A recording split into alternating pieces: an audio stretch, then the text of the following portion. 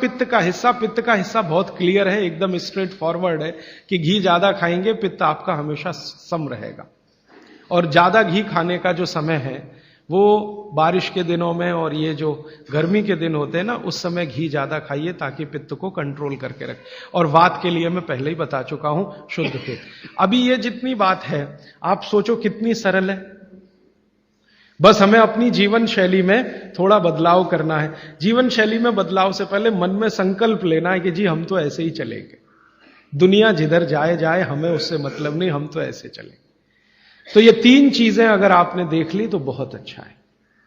अब थोड़ा आगे चलें, अब और दूसरी चीजों पे मैं चलता हूं कि और कौन कौन सी चीजें हैं जो आपके आसपास हैं और आपके वात पित्त कफ तीनों को सम पे लाने में मदद कर सकती है। ये तीनों समभाग में रहें तो अच्छा होता है। और कौन कौन सी चीजें हैं? तो भागवती जी कहते हैं रसोई के बाहर जाने की जरूरत ही नहीं, सब वहीं है। भागवती जी ने एक सूत्र लिखा है, दुनिया का सबसे बड़ा औषधि केंद्र हमारा रसोई घर है। सबसे बड़ा औषधि केंद्र रसोई घर है। अब दुर्भाग्य से हम रसोई में जिनको मसाला कहते हैं ना, मसाला, वहां मसाला कुछ नहीं है, सब औषधि है। मसाले का और औषधि का अंतर मालूम है? ये मसाला तो शब्द ही भारत का नहीं है, पहले तो ये बता दूंगा। ये अरबिक शब्द है, फारसी से अरबी में आया, अरबी से हमारे घुस गया, हिंदी में और जगह जगह घुस गया। ये विदेशी आए तो ये शब्द भी आया। हिंदुस्तान में 17वीं 18वीं शताब्दी का साहित्य जब मैं पढ़ता हूं तो जब तक मुगलों का राज्य रहा तब तक मसाले शब्द का बहुत उपयोग है। मुगलों के राज्य के पहले एक भी जगह किसी भी शास्त्र में मसाला नहीं है। चरक संहिता पढ़ी मैंने, कहीं भी मसाला नहीं है उसमें। सुश्रुत में कहीं मसाला नहीं है, बागवट की कहीं मसाला नहीं है। पुराने जितने लेखक हुए हैं ना 10वीं शताब्दी के पहले के, कहीं भी किसी ने मसाले शब्द का इस्तेमाल ही नहीं किया। हर जगह है तो औषधि है, औषधि औषधि, जीरा औषधि, धनिया औषधि, ये औषधि के रूप में है। तो इनकी जो प्रॉपर्टीज हैं रसोई घर की औषधियों की, ये सब आपके चिकित्सा के लिए है। अब मुझे समझ में आता है कि हमारे पुराने जमाने की माताएं बहनें, जो हमारी दादी हैं, नानी हैं, उन्होंने अपनी अपनी बेटियों को जो कुछ सिखाया, सब्जी बनाना तो क्या क्या डालना, जीरा चाहिए, धनिया चाहिए, हींग चाहिए, मात्रा कितनी कितनी चाहिए, वो सब बड़े वैज्ञानिक और चिकित्सक लोग रहे होंगे। क्योंकि रोज हमारे शरीर में वात पित्त कफ की स्थिति सम और असम होती रहती है। आप जानते हैं सुबह जो है ना वात ज्यादा होता है शरीर में, सुबह सुबह, दोपहर को पित्त ज्यादा होता है, शाम को कफ ज्यादा होता है। तो ये पूरे 24 घंटे में ऊपर नीचे होता रहता है। तो 24 घंटे में जो वात पित्त कफ ऊपर नीचे होता रहता है, तो सब्जियों में उसी के हिसाब से औषधियां डाली जाती है। जैसे दोपहर की सब्जी बने, दोपहर की, तो मेरी दादी को मैंने देखा था कि दोपहर की सब्जी बनाएगी तो अजवाइन जरूर डालेगी उसमें, और वही सब्जी रात को बनाती थी तो अजवाइन नहीं डालती थी। तो एक दिन मैंने दादी से पूछा कि यही सब्जी दोपहर को मैंने खाई तो इसमें अजवाइन थी, शाम को खाई तो नहीं, क्यों? तो उसने उत्तर तो नहीं दिया। तो उसने कहा मेरी मां ने ऐसा सिखाया। बस बात खत्म हो गई। अब उस समय मैं भी मान लिया कि ठीक है, उसकी मां ने सिखाया। अब जब मैंने काम शुरू किया ये चिकित्सा पर, तब मेरे समझ में आया कि अजवाइन जो है पित्तनाशक है। घी के बाद, देशी गाय के घी के बाद जो सबसे ज्यादा पित्तनाशक दूसरी कोई चीज है तो वो अजवाइन है। और दोपहर को पित्त भड़कता है, आप जानते हैं, और वो स्वाभाविक है क्योंकि खाना खाने के लिए पित्त भड़कना ही चाहिए। तो उस समय अजवाइन डाली जाती है सब्जी में, क्योंकि दोपहर को ही शरीर को अजवाइन की जरूरत होती है पित्त को सम पे लाने के लिए। तो भारत में ज्यादातर माताएं बहनें ये बात जानती हैं कि दोपहर की सब्जी में अजवाइन चाहिए। दोपहर का दही है ना, दही का मट्ठा, उसमें भी अजवाइन का बघार लगता है।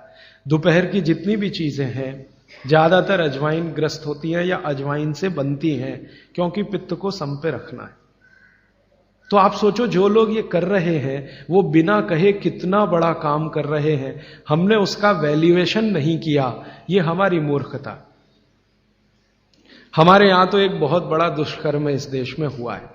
अंग्रेजों के हम गुलाम हो गए तो सब कुछ हम भूल गए, अपनी चीजें। अंग्रेजों ने जो सिखाया वही हमें याद है।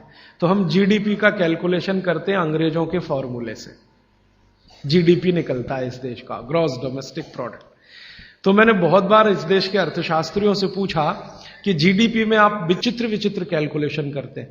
जैसे भारत की पुलिस है, उस पर जो खर्चा हो रहा है वो जीडीपी का हिस्सा है।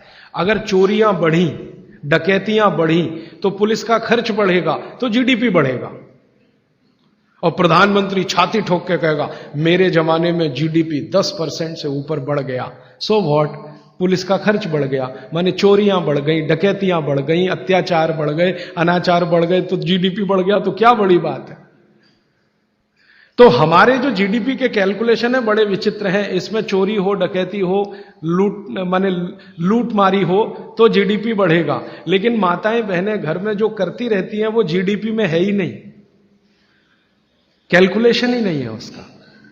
भारत सरकार कोई कैलकुलेशन नहीं करती कि किसी माँ ने 1 किलो पापड़ बना दिए तो जीडीपी बढ़ा कि नहीं, तो कहते हैं जी मालूम नहीं बढ़ा कि नहीं बढ़ा, क्योंकि कैलकुलेशन नहीं है। किसी माँ ने दाल की बड़ी बना दी, 5 किलो दाल की, तो जीडीपी बढ़ा कि नहीं बढ़ा।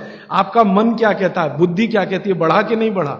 किसी ने बड़ी बना दी, किसी ने पापड़ बना दिए, किसी ने कुछ बना दिया, किसी ने गोंद के लड्डू बना दिए, किसी ने मावे का कुछ बना दिया, तो जीडीपी तो बढ़ ही रहा है, लेकिन हम कैलकुलेट नहीं कर रहे हैं उसको, क्योंकि अंग्रेजों के यहां महिलाओं का किया हुआ काम महत्व का नहीं माना जाता। अंग्रेजों के यहां ये जो अंग्रेज जात है ना दुनिया में, ये महिलाओं के किए हुए काम को काम ही नहीं मानती। आपको मालूम है 2000 साल यूरोप में महिलाओं को पुरुषों से हमेशा कम वेतन मिलता रहा, और आज भी है ये कई देशों में। वो मानते ही नहीं कि इनका कोई काम है। क्यों? वो महिलाओं में आत्मा नहीं मानते। हां, यूरोप का सबसे बड़ा दार्शनिक है प्लेटो, वो कहता है कि स्त्रियों में आत्मा ही नहीं होती,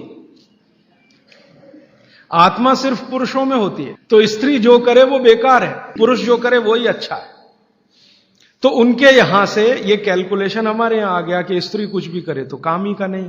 तो अंग्रेजों का 200-250 साल जो राज चल गया, उसमें हम सब के दिमाग खत्म हो गए, सोचना विचारना बंद हो गया, तो हमने भी वही मान लिया।